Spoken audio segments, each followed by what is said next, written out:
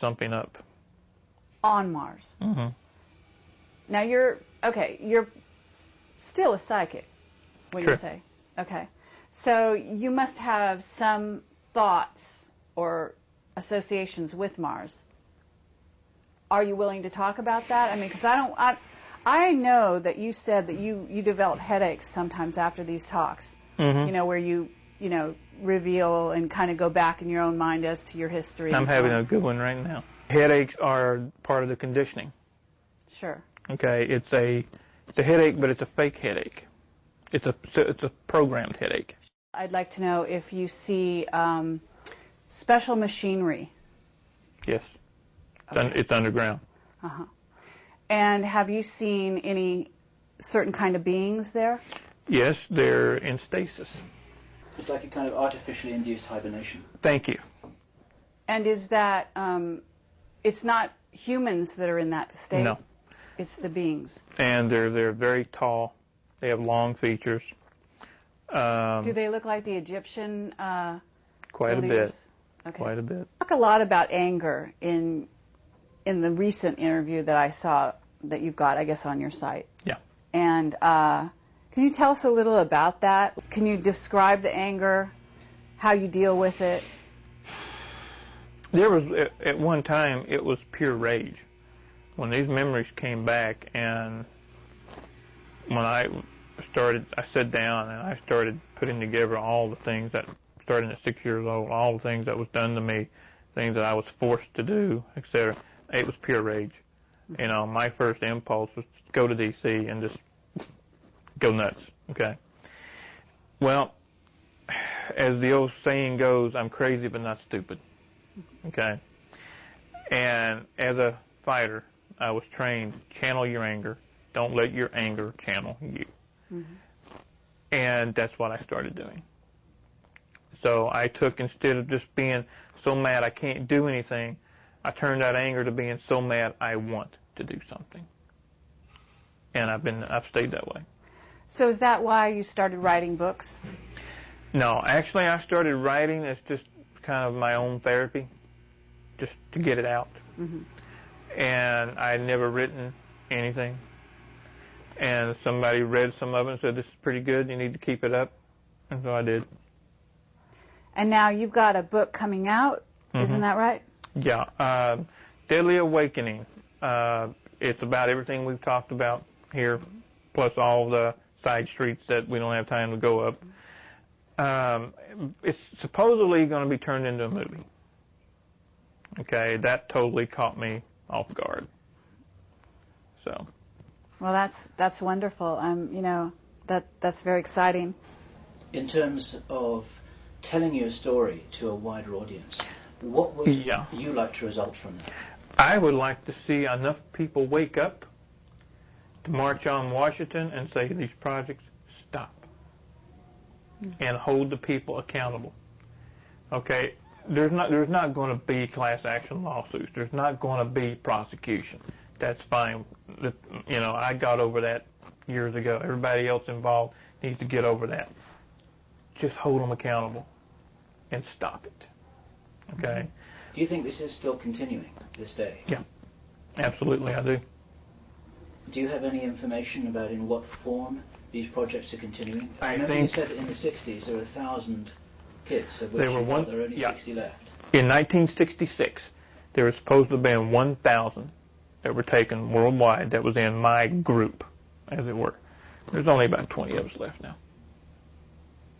You know, I think what I have to explain, we were actually at 6, 7 years old put in survival of the fittest.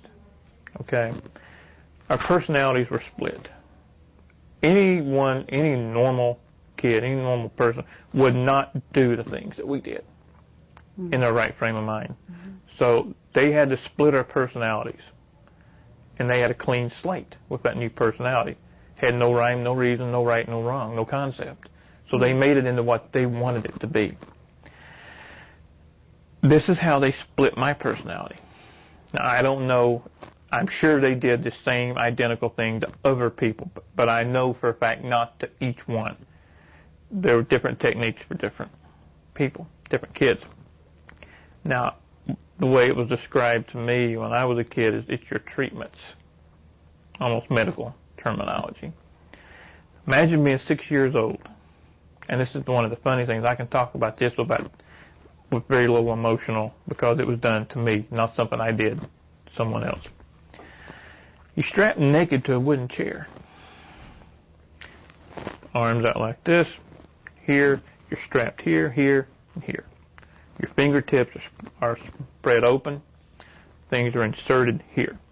So you can't do this. And I know you noticed, because I saw it in your mind and I saw it in your eyes, I have a phobia about my fingertips.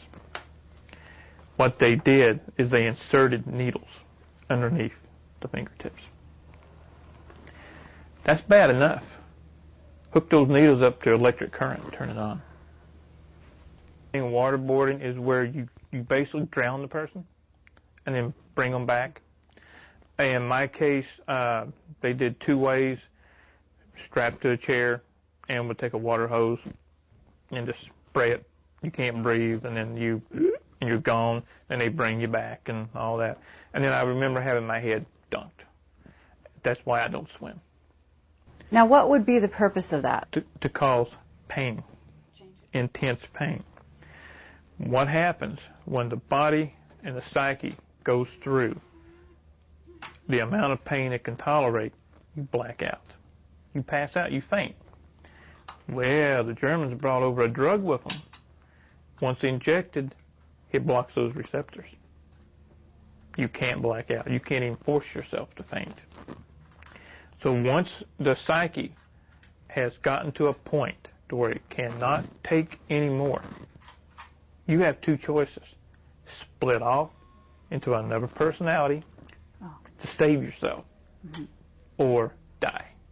Okay, I understand. When the pain becomes too much, the way you're able to survive and stay together mentally is actually to go someplace else. Exactly. And you go so far someplace else that you're actually in you're creating another part of you. Exactly. You create a total separate individual to where they can pull out that alternate personality.